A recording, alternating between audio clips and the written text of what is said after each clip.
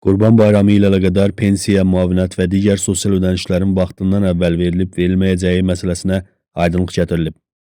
Əmək və Əhalinin Sosial Müdafiəsi Nazirliyindən verilən xəbərə görə, mayın 27-28-i Qurban Bayramı günləridir və hər ay pensiya, müavinət və digər sosial ödənişlərin qrafik üzrə ödənişi ayın 27-sinədək olan dövrdə artıq yekunlaşmış olur.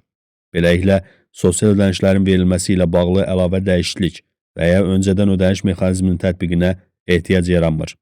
Bir daha bütün pensiya, müavinət və təqaüd alanların nəzərinə çatdırırıq ki, vaxtı bitmiş bank kartları avtomatik olaraq 10 il müddətinə uzadılmışdır.